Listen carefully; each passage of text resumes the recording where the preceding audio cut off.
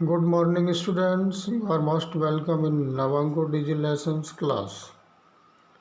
आज हम class 12 subject physics unit 3 magnetic effect of current and magnetism के part 4 में पढ़ते हैं।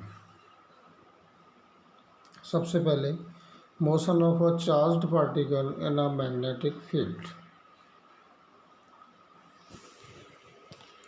तो यदि आवेशित कण मैग्नेटिक फील्ड की दिशा के परपेंडिकुलर प्रवेश करता है, अर्थात वेलोसिटी v तथा मैग्नेटिक फील्ड B परस्पर परपेंडिकुलर हैं या लंबवत हैं।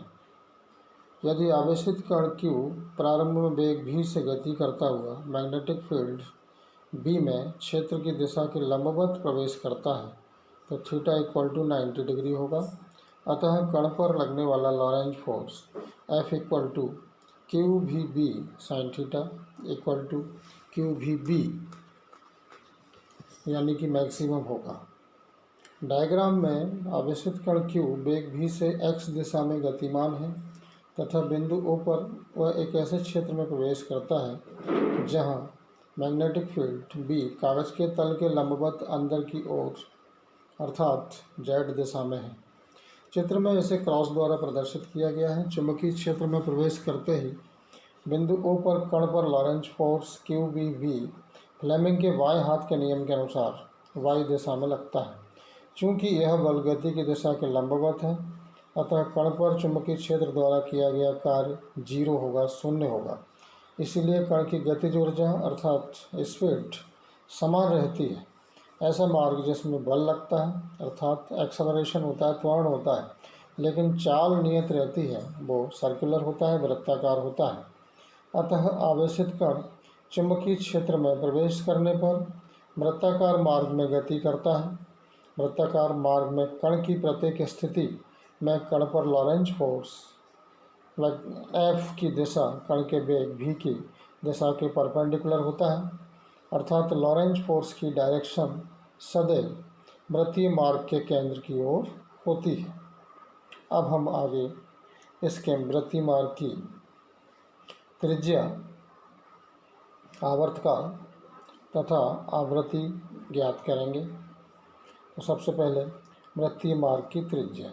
यदि वृत्तीय मार्ग की त्रिज्या स्मॉल r तथा कण का द्रव्यमान स्मॉल m हो, तब वृत्तीय गति के लिए जो आवश्यक कंडीशन है वो है Lorentz force equal to centripetal force, अर्थात लॉरेंज बल इक्वल टू अभिकेंद्र बल। तो लॉरेंज बल कितना है? क्यू वी बी, अभिकेंद्र बल एम भी स्क्वायर अपॉन आर। तो यहाँ पर जो रेडियस है वृत्ताकार मार्ग की वो मिलती है small r equal to M V upon Q B. यही वृत्तीय मार्ग की रेडियस, जिसे जायरो रेडियस भी कहते हैं, उसी का फार्मूला है। सेकंड, आवर्तकाल यानी कि टाइम पीरियड। यदि कण एक चक्कर में 2πr दूरी तय करता है तब आवर्तकाल कैपिटल T होगा T equal to 2πr upon V. Small r का मान हम ऊपर के रिलेशन से रखते हैं तो T इक्वल टू मिलेगा हमें T equal to 2π M V upon Q B upon भी। भी से भी कैंसिल करने के बाद हमें आवर्तकाल का फार्मूला मिलता है T equal to 2π m upon Q B. Third है फ्रीक्वेंसी। फ्रीक्वेंसी का मतलब होता है एक राउंड पूरा करने में लिया गया समय, यानी कि एक सेकंड में चक्करों की संख्या को हम फ्रीक्वेंसी कहते हैं। यदि कण की आवृत्ति न्यू है तो फ्रीक्वेंसी इक्वल टू होता है 1 अपॉन टाइम पीरियड। तो यहाँ पर टी की वैल्यू ऊपर के इक्वेशन से रखेंगे तो न्यू इक्वल टू हमें मिलेगा क्यू बी अपॉन 2π m। इस प्रकार इन फार्मूलों से स्पष्ट है कि जो टाइम पीरियड है वो सर्कुलर पाथ के रेडियस पर तथा जो फ्रीक्वेंसी है वो सर्कुलर पाथ के रेडियस पर डिपेंड नहीं करती है, तथा यहाँ पर जो सर्कुलर पाथ है वो मोमेंटम के डायरेक्टली प्रोपोर्शनल होता है, यानी कि अनुक्रमानुपाती होता है। इसके बाद हम पढ़ते हैं एक विशेष कंडीशन। यदि कोई चार्ज्ड पार्टिकल मैग्नेटिक फील्ड की डायरेक्शंस के साथ थीटा एंगल बनाता हुआ प्रवेश करता है तो उस कंडीशन में जो चार्ज्ड पार्टिकल का जो पाथ है, मार्ग है, वो कैसा होता है वो प्रूव करना है हमें। और इस मार्ग की पिच का फार्मूला हमें फाइंड करना है। तो माना कि कोई चार्ज्ड पार्टिकल मैग्नेटिक फील्ड की डायरेक्शन से थीटा कोण पर गतिमान है, अर्थात वेक्टर v तथा वेक्टर v के बीच में कोण थीटा है। इस कंडीशन में हम वेक्टर v को दो कंपोनेंट में रिजॉल्व करते हैं, वियोजित करते हैं। पहला कंपोनेंट होगा चुंबकीय क्षेत्र की दिशा में घटक यानी कि v cos थीटा, तथा दूसरा कंपोनेंट होगा चुंबकीय क्षेत्र की दिशा के लंबवत घटक यानी v sin थीटा। स्पष्टतः चुंबकीय क्षेत्र की दिशा में जो घटक है v cos थीटा के कारण पार्टिकल पर जो फोर्स लगेगा वो जीरो होगा, क्योंकि इस घटक की डायरेक्शन और मैग्नेटिक फील्ड की डायरेक्शन सेम होगी, एक दूसरे के समानांतर होंगे, अतः यहाँ पर कोई फोर्स नहीं लगेगा। लेकिन चुंबकीय क्षेत्र के लंबवत घटक v sin थीटा के कारण कण पर लॉरेंज फोर्स q भी v sin थीटा लगेगा, जिससे कण वृत्ताकार मार्ग में गति करने लगेगा। अतः कण की परिणामी गति का मार्ग डायग्राम के अकॉर्डिंग हेलिकल यानी कि कुंडलिनीवत होगा, जिसकी अक्ष मैग्नेटिक फील्ड के समानांतर होगी। अब हम इसका जो वृत्तीय मार्ग की उसकी त्रिज्या का फार्मूला तथा टाइम पीरियड का फार्मूला निकालते हैं। तो वृत्तीय मार्ग के लिए जो नेसेसरी कंडीशन है वो है Lorentz force equal to centripetal force, यानी कि लॉरेंज बल इक्वल टू अभिकेंद्र बल। तो वृत्तीय मार्ग के लिए Q V B sine theta equal to M V sine theta का होल स्क्वायर अपॉन आर। अतः वृत्ताकार मार्ग की त्रिज्या small R equal to M V sine theta upon Q B, तथा time period T equal to यहाँ पर निकलता है T equal to distance upon velocity, यानी कि T equal to 2πr upon V sine theta. R की value रख देंगे तो हमें टाइम पीरियड के लिए जो फार्मूला मिलेगा वो होगा T equal to 2πm upon Q B. एक चक्कर में कण द्वारा चुंबकीय क्षेत्र की दिशा में तय की गई दूरी को इस मार्ग की पिच कहते हैं। इसे हम स्मॉल पी से रिप्रेजेंट करते हैं। तो पिच p इक्वल टू होगा, यानी कि डिस्टेंस होगी, पिच p मीन्स डिस्टेंस। तो p इक्वल टू होता है टाइम पीरियड इंटू वेलोसिटी। तो p इक्वल टू आवर्तकाल गुणा चुंबकीय क्षेत्र की दिशा में कण का वेग। अब हम यहाँ पर p इक्वल टू लिख सकते हैं t into v cos theta. चुंबकीय क्षेत्र की दिशा में कण का वेग कितना है, v cos थीटा। तो p इक्वल टू होगा 2πm upon Q B into V cos theta. इस प्रकार हम यहाँ पर पिच का फार्मूला निकाल सकते हैं। यदि l दूरी चलने में कण द्वारा लगाए गए चक्रों की संख्या को भी हम इस यहाँ निकाल सकते हैं। n हो अगर तो n इक्वल टू होगा l अपॉन पी। इसके बाद हम बात करते हैं working, construction and limitation of cyclotron. तो साइक्लोट्रॉन क्या होता है? साइक्लोट्रॉन एक ऐसी डिवाइस या मशीन है जिसकी सहायता से पॉजिटिवली चार्ज्ड पार्टिकल आदि को त्वरित किया जाता है। यहाँ पर सबसे पहले हम लेते हैं साइक्लोट्रॉन का कंस्ट्रक्शन या उसकी संरचना। इसमें डी आकार के दो मेटलिक चैम्बर होते हैं जिन्हें डीज कहा जाता है। इन्हें चित्र में D1 व D2 से प्रदर्शित किया गया है। इनके बीच में गैप होता है जहाँ पर आवेशित कणों का कोई सोर्स रखा जाता है, जहाँ से कण को निकाला जाता है। डीज का संबंध एक उच्च आवृत्ति दोलित्र यानी हाई फ्रीक्वेंसी ऑसिलेटर से रहता है। यह संपूर्ण अरेंजमेंट व्यवस्था दो प्रबल चुंबकीय ध्रुव खंडों N व S के बीच में रखी जाती है। अब इसकी वर्किंग पढ़ते हैं। माना किसी क्षण आयन स्रोत O से स्मॉल m द्रव्यमान तथा Q आवेश का पॉजिटिव आयन उत्पन्न होता है। माना इस क्षण D1 ऋणात्मक विभव पर तथा D2 धनात्मक विभव पर है।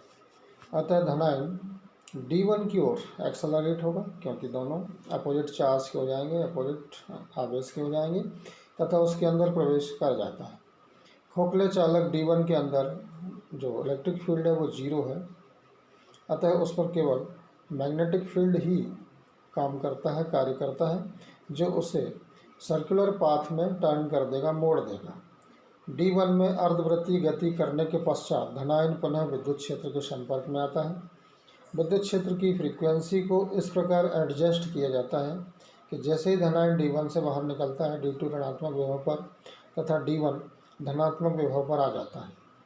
अब धनायन D2 की ओर एक्सेलरेट होता है, यानी कि त्वरित होता है।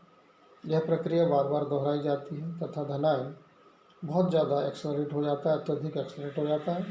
फिर इसे खिड़की से बाहर निकाला जाता है एवं इसे किसी टारगेट पर टकरा दिया जाता है। साइक्लोट्रॉन की सीमाएं यानी कि लिमिटेशंस ऑफ साइक्लोट्रॉन। नंबर 1 है इसकी, साइक्लोट्रॉन की सहायता से इलेक्ट्रॉन्स को एक्सेलरेट नहीं किया जा सकता, क्योंकि इलेक्ट्रॉन का जो मास है, द्रव्यमान है, वो बहुत कम होता है। अतः थोड़ी सी एनर्जी देने पर इसकी चाल यानी कि स्पीड बहुत अधिक बढ़ जाती है। फलस्वरूप उसकी आवृत्ति को दोलायमान विद्युत क्षेत्र की आवृत्ति के बराबर कर पाना संभव नहीं होता है। सेकंड, साइक्लोट्रॉन की हेल्प से अनचार्ज्ड पार्टिकल्स, अनावेशित कणों जैसे न्यूट्रॉन आदि को एक्सेलरेट या त्वरित नहीं किया जा सकता है। थर्ड, साइक्लोट्रॉन में धनायन को एक निश्चित सीमा की चाल से अधिक त्वरित नहीं किया जा सकता है। यह साइक्लोट्रॉन की लिमिटेशंस या सीमाएं होती हैं। अब हम बात करते हैं साइक्लोट्रॉन का सिद्धांत, प्रिंसिपल, साइक्लोट्रॉन का टाइम पीरियड और उसका फ्रीक्वेंसी के बारे में।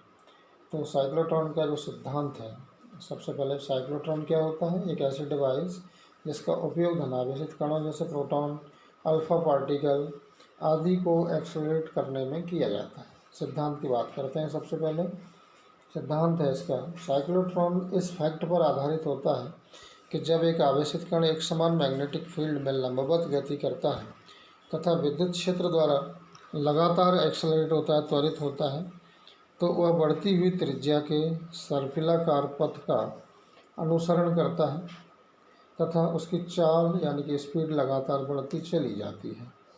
माना एक पॉजिटिवली चार्ज पार्टिकल जैसे प्रोटॉन मैग्नेटिक फील्ड के लंबवत गति करता है, तो उस पर लगने वाला लॉरेंज फोर्स होता है F=q_v_b sin 90 डिग्री, यानी कि F=q_v_b, जो कि मैक्सिमम होता है।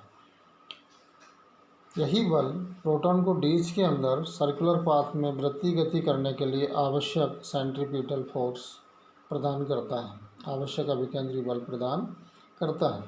माना वृत्तीय मार्ग की त्रिज्या स्मॉल r है, तो अभिकेंद्री बल mv²/r होगा। तो यहाँ पर सर्कुलर मूविंग के लिए जो नेसेसरी कंडीशन है वो है Lorentz force equal to centripetal force, यानी कि अभिकेंद्र बल इक्वल टू लॉरेंज बल।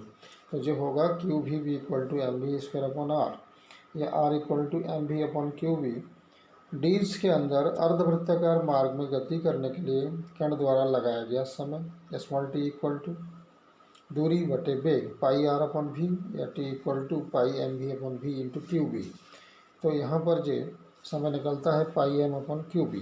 अतः स्पष्ट है कि धनावेशित कण द्वारा एक अर्धवृत्ताकार मार्ग तय करने में लगाया गया समय समान होता है।